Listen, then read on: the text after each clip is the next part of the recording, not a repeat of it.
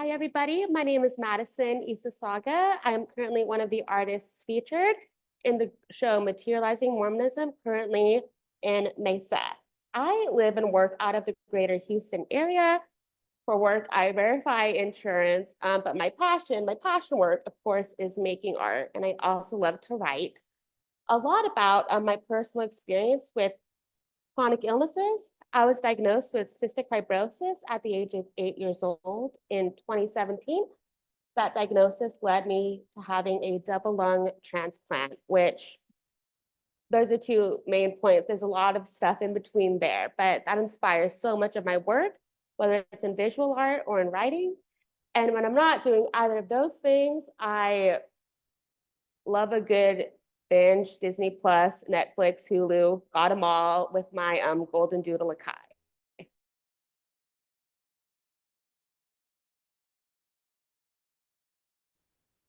Madyson, it's an absolute honor to speak with you today. When I first saw your piece, The Spirit is Willing, but the Flesh is Weak, I immediately connected with it and felt there was so much meaning to find in it. So I'm very excited today to talk with you about your artist's intent in creating it. Thank you so much, Hannah. So grateful, so thrilled that the Center for Latter-day Saint Arts put it into materializing Mormonism. So grateful to be able to talk about it a little bit more with you today. So you're a double lung transplant survivor and a chronic illness warrior. And I like to define chronic for our listeners. It means the illness is never cured. It's never going away.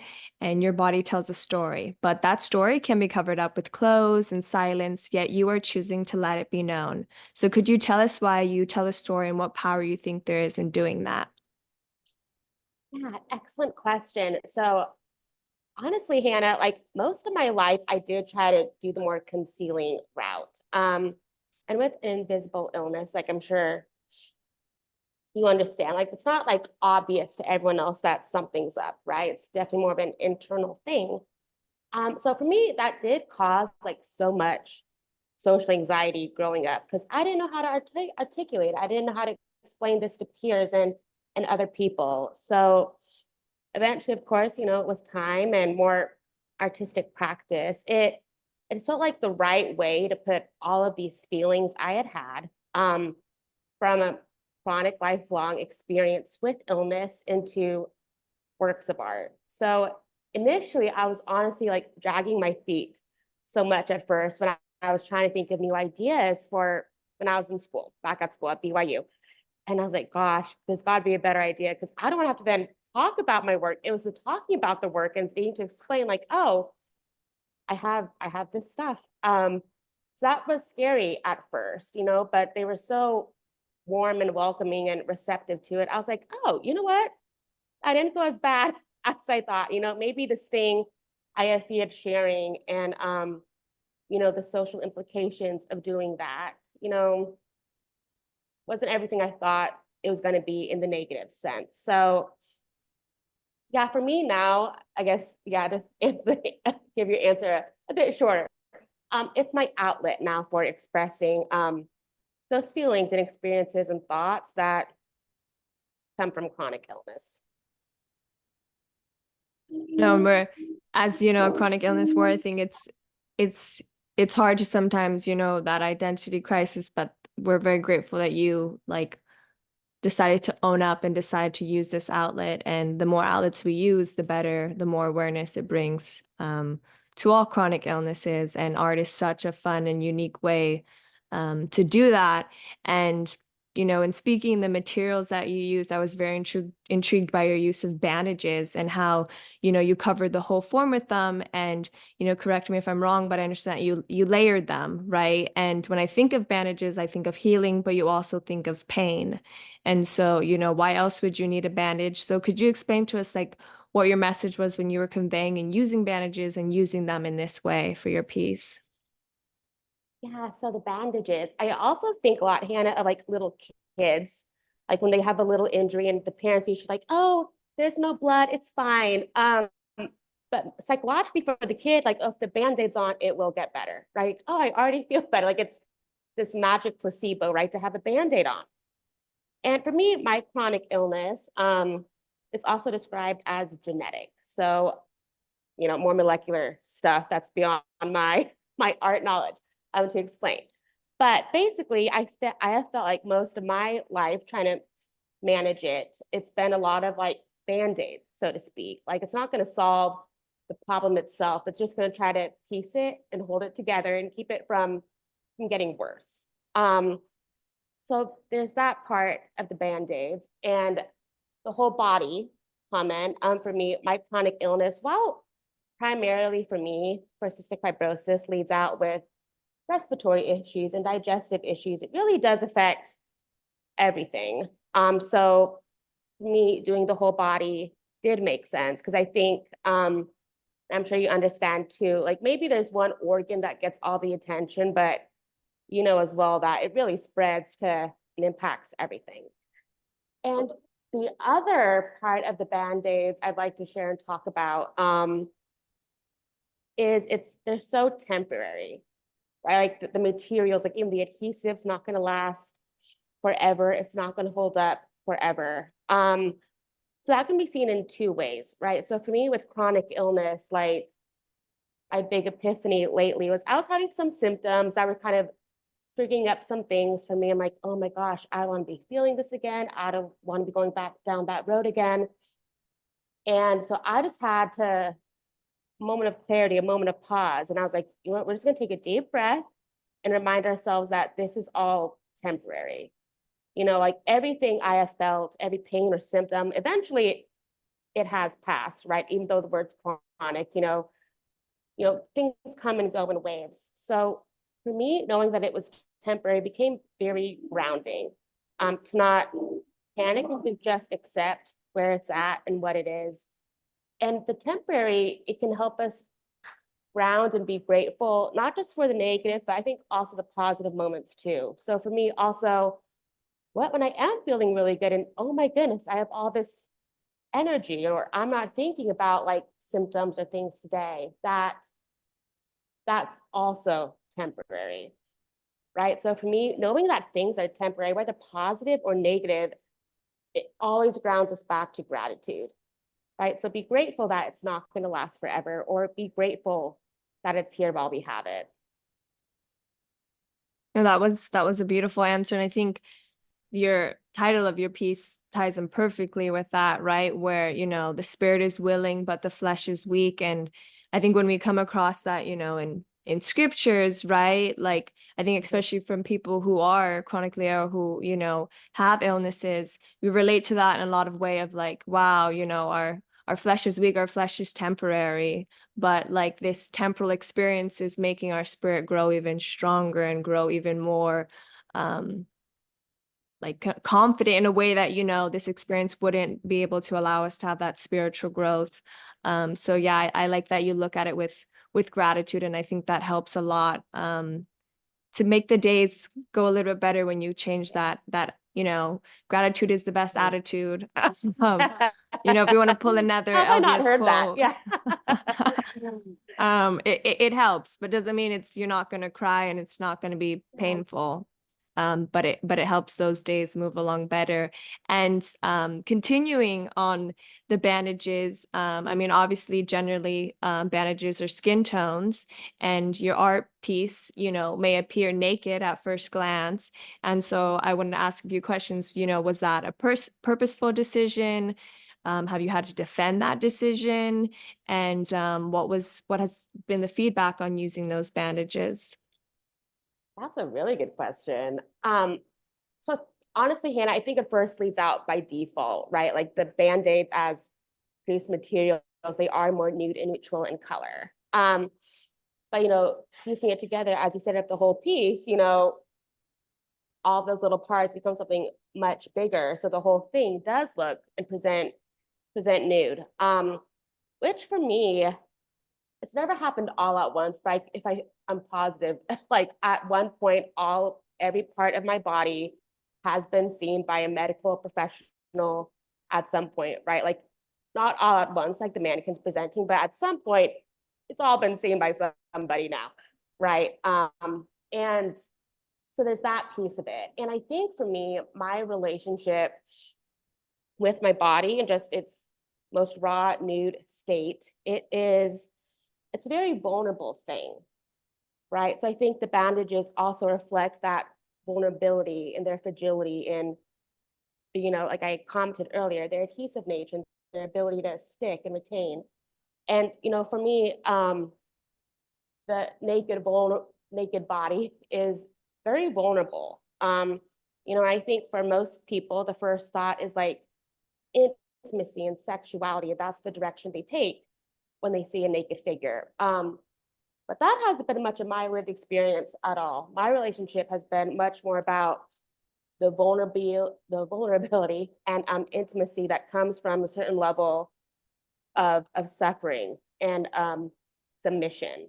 So for me, that's the way I approach the nude figure of the mannequin from the chronic illness creator's perspective. Of course, you can't control what people are going to say or think or how they interpret it, but that was definitely my angle and intentions. Yeah, this is nice having this discussion because then it made me think, right, when especially as a woman, it's, there's more, sexualized of like, oh, if you see their nude figure.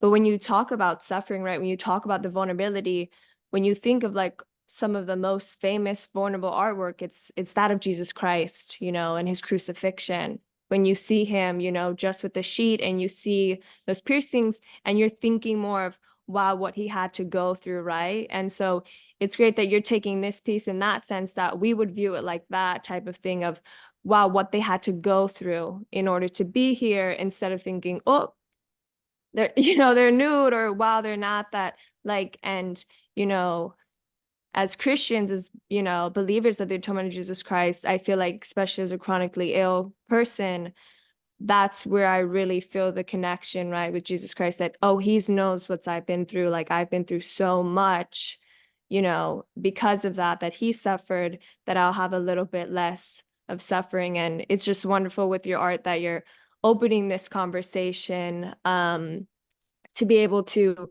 get people thinking about it in a new way and remind them that there are people, out here who are suffering, and that they don't have to be alone, that this can spark communication and community to connect with other people. I get to elaborate on what you were saying. Like, I also think of the line when we're told, like, Jesus bled from every pore, right? So, and where I think it's more comfortable for people to think of it on a male than it is for them to think of it on a female, right? But every pore had nothing to do with gender at all. Like, it was for all people, all bodies, all experiences with it, really. No, yeah, exactly. I think that's where the most heartwarming, it's like, um, there's the verses in Alma in the Book of Mormon where, like, for my favorite thing is where he, it wasn't just bleeding through every pore, but that he suffered every ailment or illness, or that it was like, oh, whether big or small, right? It's not saying like you have to completely understand it. You have to go through a chronic illness, or, that your little scrape on your knee that you cover with a little Band-Aid, whether it's one or covers your whole body, it applies to everyone, which is a great reminder, through your work, that, yeah, bandages are temporary, and so is our pain. And regardless of, how much pain you have to go through, you can still find solace through it. And so, of course, I've noticed, these bandages are covering a mannequin, and that you've used mannequins in other of your pieces. So I would like to ask, like, why mannequins? Can you talk about that choice of using that type of material? Yeah. So the mannequin, I think, again, I have the woman female filter on me, but I think the mannequin definitely presents an ideal, right? So you see them in like the shop windows and the stores, and it's presented on like this most perfectly ratioed woman who's fake. She's not real. She's not real, right? But she's presenting this ideal of what we think real should be, right? Or how we've been taught to think of an ideal or real. So I'm interested in taking, in this case, the bandages, right? And taking things that show, fragility and fallibility and imperfection, really, and putting them on this idealized perfect thing. right? So I think for me, it shadows the tension of, oh, is this ideal, perfect thing? Is it really what we think of it in our heads, right? Or it's also challenging, is it even attainable at all, right? Or maybe things that, like illness, shouldn't be seen as an imperfection, right? But maybe he does see us whole and perfect exactly as these bodies are. So something else I was going to say right there, Hannah. Let me think, I lost it.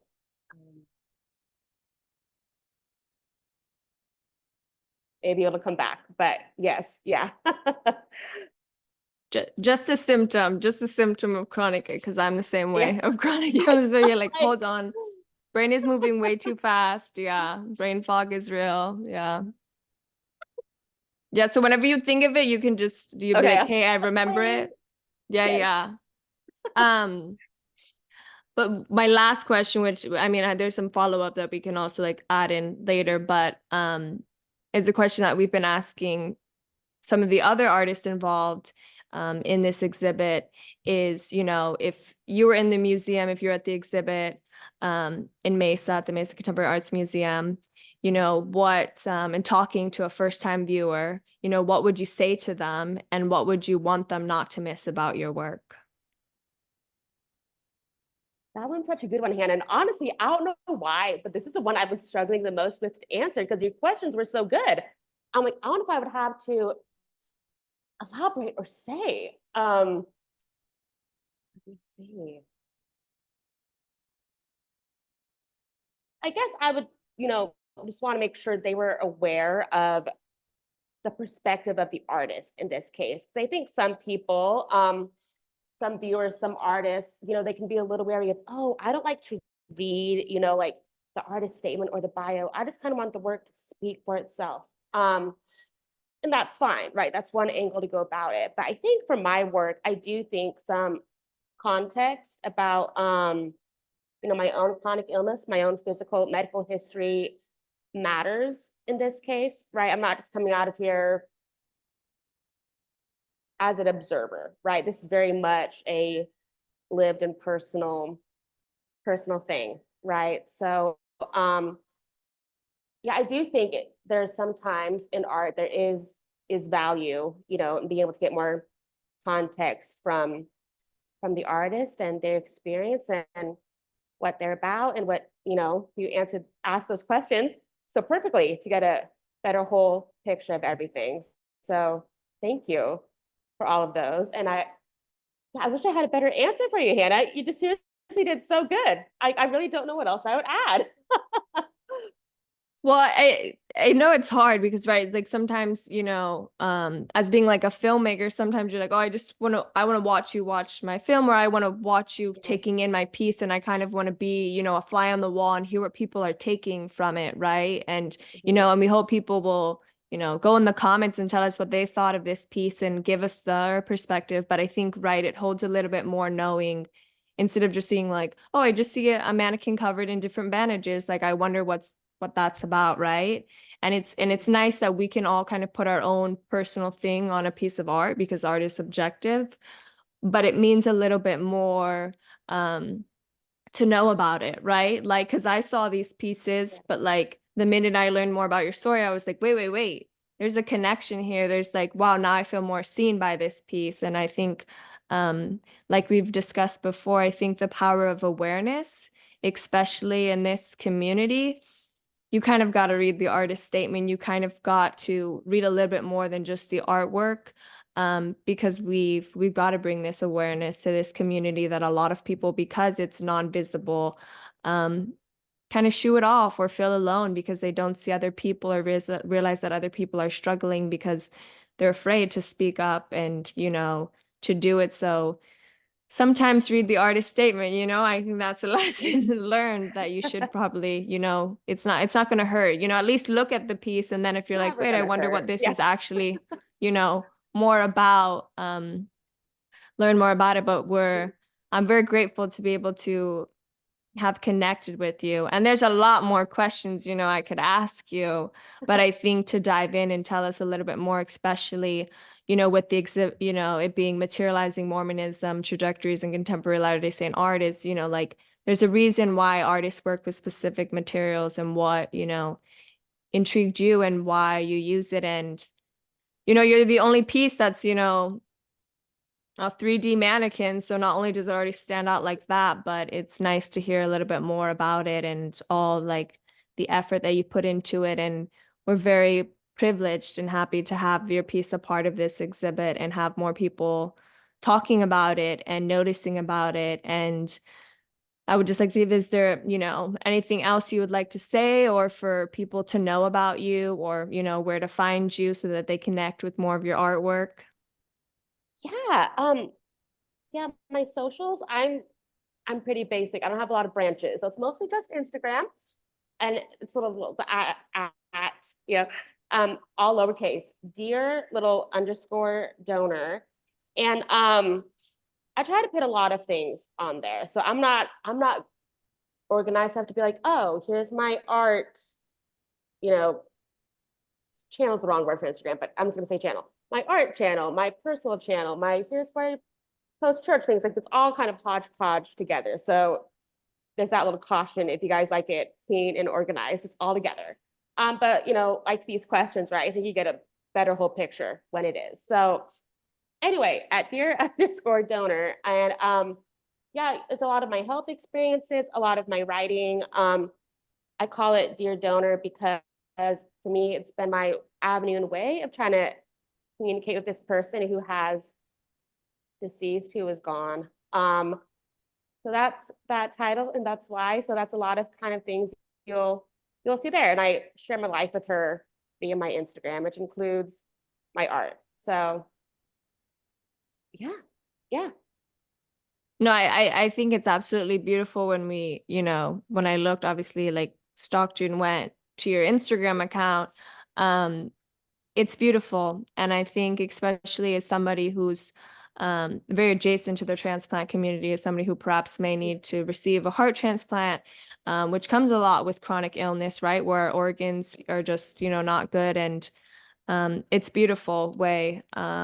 Like again, that gratitude that you're showing through yourself to be able to kind of keep up like, hey, this is a journal, but in a way I'm writing to my donor and telling them how grateful every day I am and how grateful I am to have these experiences and to be able to do this artwork. And it's very cool. Do you Thank mind if I you. ask one question, Madyson? Does everyone Oh, have time for yeah. that? And Hannah, are you okay? I just the conversation has made me think about this. So I'm curious. And like Hannah rightly pointed out, and Madyson, as you've noted, we all bring a lens of some sort of chronic illness or suffering. And so there is a way of immediately sort of feeling that fellowship with you as an artist, even if you're not in the room with us as a viewer, as we experience your work. So that led me to think about a quote that was, I think, first by Elder Maxwell. And he said that life will invite us into the society and the suffering of the sanctified, which I think is so beautiful. But I wonder what you might say about this idea of, again, the materials of how in your own process of living in your body and of becoming the person that you are who lives with gratitude within a body that suffers chronically, right? What there is to say about accumulation. Because I read that with the materials, right? And Hannah pointed this out a little bit as well. The bandages layer over one another. And each of those, if you read those as one experience or one, anyway, I wondered if you would say something about that process as a holistic one or Mhm. how it changes you. Yeah. Yeah, that's a really good question. So, when I was kind of first, when like young women's introduced the idea of, oh, the body is a temple. And my joke usually is, well, my body's then the temple of doom because it's always like shingles and it's a hot mess. But as you were pointing out, Emily, but by itself, if you isolate those moments, it's just suffering for suffering's sake, and it's hard to find a bigger purpose. But it's one of those things where when you take a lot of things and put it together, you take few steps back, like you see more of the magnitude to it, right? And so for me, of course, the sanctification process hasn't come through getting this ideal perfect body, right? As I kind of touched on with the idea of using the mannequin, but the spiritual sanctification that has come through a very physical process, right? And for me, that's also the yin yang of wanting to title it. The spirit is willing, but the flesh is weak. So much for me has been, I want to do these things, but there's these physical limitations, right? And I gotta say, like, I have found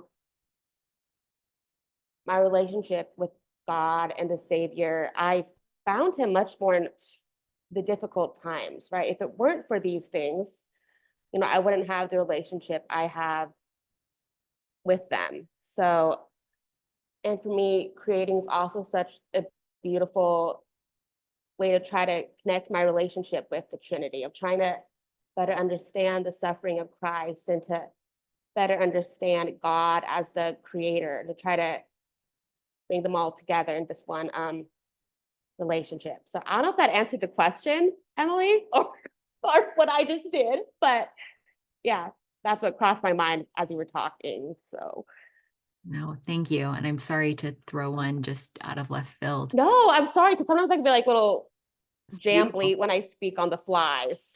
Oh. No. It's funny you say like the Temple of Doom, right? Where very much in like LDS culture, the whole like your body's the temple and what we do, and our beliefs and that.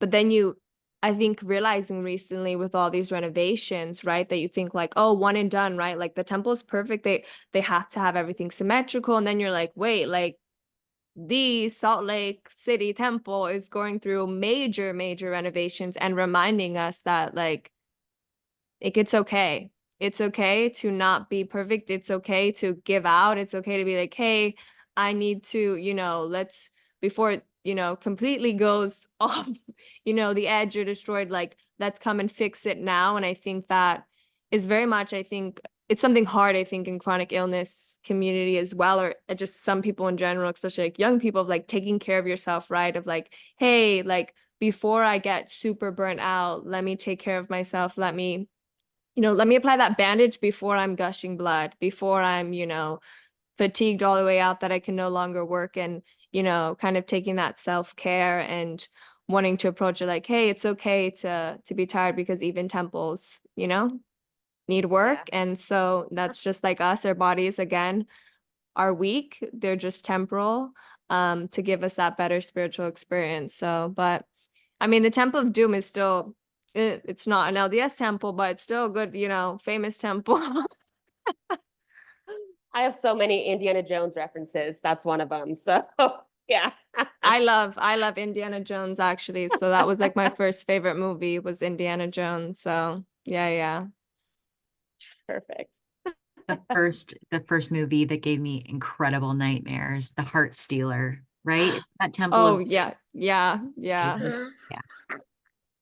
Anyways, thank you for this conversation, ladies, with both of you. Oh, of course. I'm jealous of your seminary class, right? Because don't you teach seminary? I do teach seminary. I was like, wow, they looked out there. They should know. Agreed. I have thought this as well, Hannah, because we both follow your account, and I watching your seminary graduation, I'm like, those are lucky seminary students. Yeah. Oh, well, I've really enjoyed seminary. It gets a bad rap, but I've loved it. So, thank you. That's very kind.